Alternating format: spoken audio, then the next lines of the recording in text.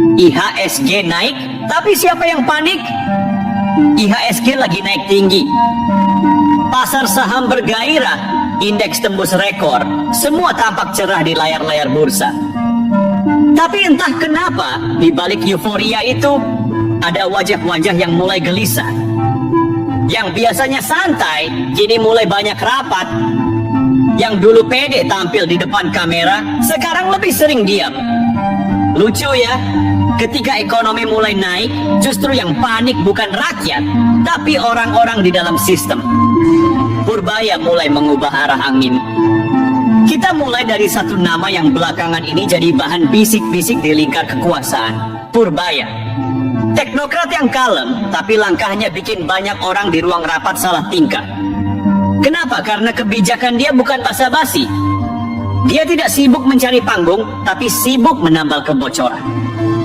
Dan di negeri yang terbiasa dengan kebijakan yang berbunyi tapi tak berarti, langkah Purbaya terasa aneh.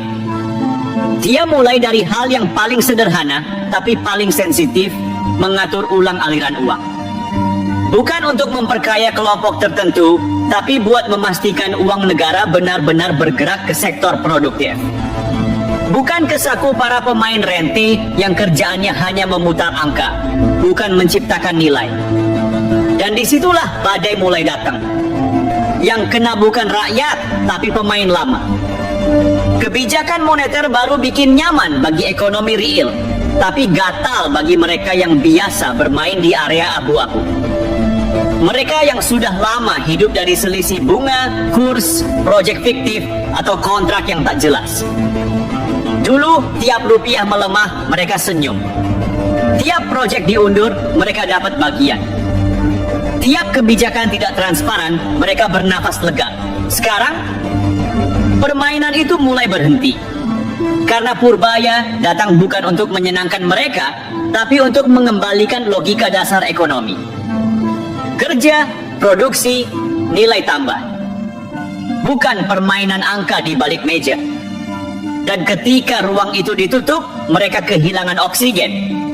Makanya hari-hari ini banyak yang mendadak berbicara soal stabilitas, menjaga keseimbangan, menghindari kebijakan yang gegabah. Padahal yang mereka maksud sebenarnya cuma satu. Tolong, jangan ganggu kenyamanan kami. IHSG naik, tapi kekuasaan lama mulai turun. Yang menarik, pasar justru merespons positif. IHSG melonjak, investor asing masuk, modal baru mulai bergerak. Artinya dunia membaca langkah Purbaya sebagai tanda arah baru. Bukan arah yang penuh janji palsu, tapi arah yang rasional. Efisiensi, transparansi, disiplin fiskal. Pasar paham, sistem yang bersih lebih menjanjikan daripada sistem yang mudah disetir segelintir orang. Tapi tentu saja, mereka yang biasa menyetir tidak suka. Mereka mulai memainkan narasi. Katanya kebijakan ini berisiko, katanya bisa mengguncang stabilitas, katanya bisa memicu krisis. Ironi, ya? Yang dulu bikin sistem goyah, sekarang bicara soal kestabilan. Yang dulu menikmati rente dari kekacauan, sekarang tampil sebagai penjaga keseimbangan. Dolar, emas, dan gerakan sunyi di balik angka. Di sisi global, dolar menguat, emas naik, semua orang bicara soal safe haven. Negara-negara besar menimbun emas, tapi Indonesia justru masih sibuk memajaki pembelinya. Aneh tapi nyata. Negara penghasil emas tapi rakyatnya sulit membeli tanpa beban pajak berat. Dan lagi-lagi, siapa yang diuntungkan dari situasi seperti itu? Ya, mereka yang bisa bermain di luar sistem. Yang bisa ekspor dolar tanpa repot. Yang bisa beli emas di luar negeri tanpa terkena aturan lokal. Tapi sekarang, ruang itu mulai disorot. Kebijakan fiskal dan moneter mulai dibuat terintegrasi. Celakanya, buat mereka yang dulu bebas, ini terasa seperti pasang baru. Ombaknya tinggi dan mereka tidak siap berenang. Rakyat pelan, tapi pasti mulai melek. Yang paling menarik bukan di level elit, tapi di level bawah. Masyarakat mulai sadar bahwa ekonomi sehat itu bukan cuma soal angka besar di layar televisi.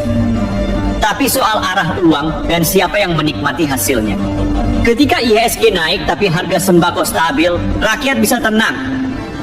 Ketika rupiah sedikit melemah tapi industri lokal tetap jalan, itu artinya ekonomi mulai berdiri di kaki sendiri. Dan semua itu tidak terjadi tiba-tiba. Ada kebijakan yang berani di baliknya. Purbaya bukan sedang membangun popularitas, tapi membangun fondasi. Dan fondasi itu memang tidak selalu indah di awal. Banyak yang merasa kehilangan privilege, tapi jangka panjangnya bisa jadi awal dari kemandirian ekonomi nasional yang sesungguhnya, babak baru antara keberanian dan perlawanan. Sekarang Indonesia ada di titik tarik-menarik. Di satu sisi ada keberanian untuk berubah, di sisi lain ada ketakutan untuk kehilangan kuasa. Dan keduanya sedang bertabrakan di depan mata kita. Purbaya sedang melawan cara lama berpikir. Cara yang bilang yang penting aman, meski lambat. Padahal aman yang dimaksud seringkali berarti yang penting tidak mengganggu kepentingan kami. Rakyat mulai paham. Karena setiap kali sistem dibersihkan, suara-suara ketakutan datang dari arah yang sama. Mereka yang paling keras menolak perubahan biasanya bukan yang paling miskin, tapi yang paling nyaman. Dan disitulah letak keindahannya. Ketika yang nyaman mulai gelisah, artinya sistem mulai bekerja. Indonesia sedang naik kelas. IHSG naik itu bukan cuma soal indeks, tapi soal arah. Dan arah yang sekarang sedang ditempuh bukan lagi soal siapa yang paling kuat melobi, tapi siapa yang paling kuat bekerja. Rakyat butuh keberanian seperti ini. Kebijakan yang tidak tunduk pada kepentingan lama, tapi berdiri di atas logika sehat dan data nyata. Mungkin belum sempurna, mungkin masih banyak tantangan, tapi yang jelas kali ini arah anginnya beda.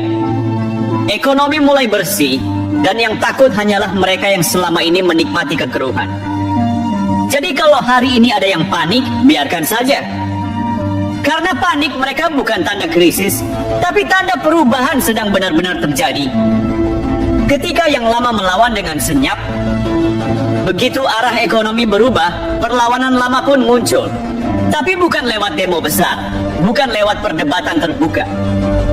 Mereka melawan dengan cara paling halus, menunda, memelintir, dan menakut-nakuti.